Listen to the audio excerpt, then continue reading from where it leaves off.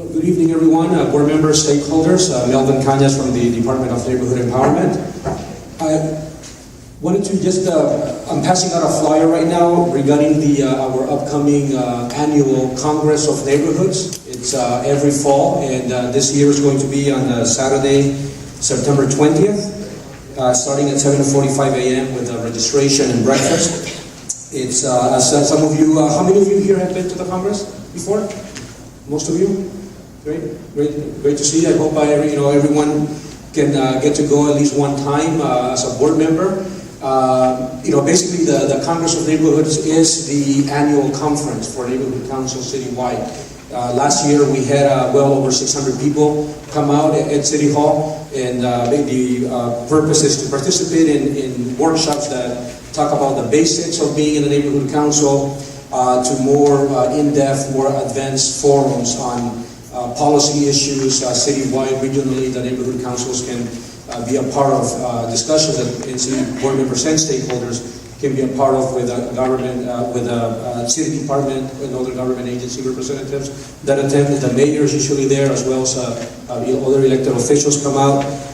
It's gotten longer and longer every year. This time it's scheduled until 4 p.m. That's how busy, and it keeps getting every year. And this is organized by neighborhood council board members, no longer so much by the department, but by actual board members of other neighborhood councils, and that you may most likely have contributed funds to, right?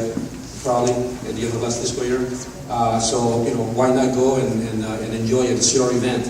And so check out the flyer. It lists some of the workshops, some of the topics. And there is a website up and running for the Congress where you can register.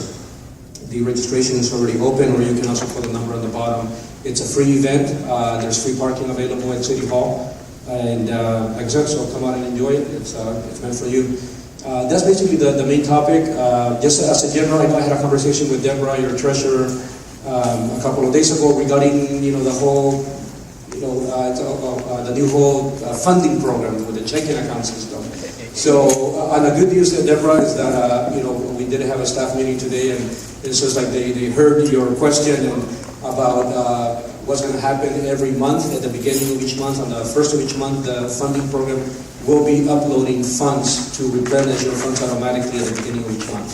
So you don't have to submit it unless you are running low before the end of the month and you need to increase it for a particular event or some other expense. But automatically at the beginning of each month, there will be an automatic replenishment of funds to begin each month.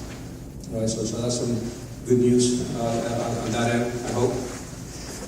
So that's basically it, and I will be sticking around for the rest of our meeting if you have any other questions for me.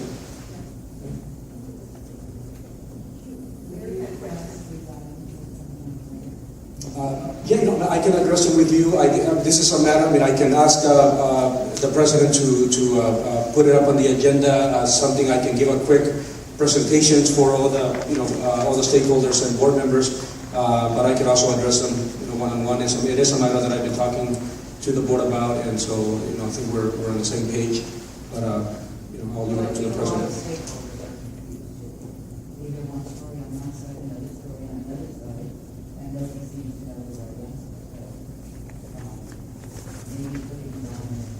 Yeah, no, we can, a quick 15-20 minute brief overview of how quorum works not just for the board, but also for committees.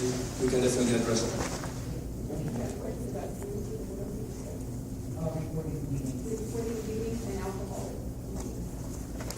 These are public meetings. They can be recorded, but often the board does have the ability to dictate where they can set up in case if there's too many people wanting to video record.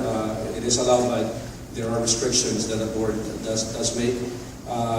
In terms of alcohol, that's something I don't want to get into much.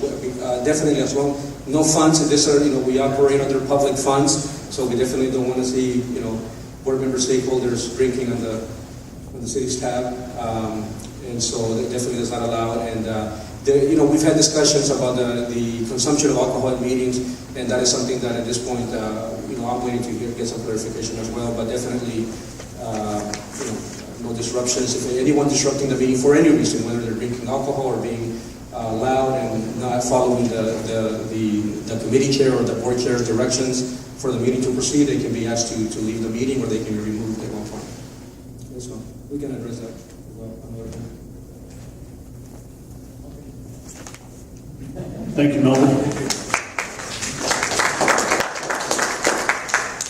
We have Tom Johnson here for the Valley Preparedness Fair.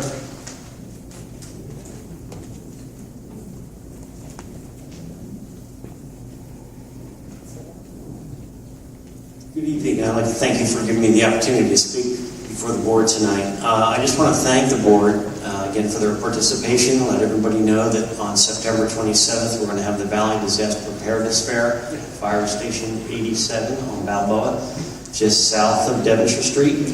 It's a free event. It'll give you the opportunity to be educated in CPR, and how to turn on, turn off your power, how to turn on, turn off your gas. These are essential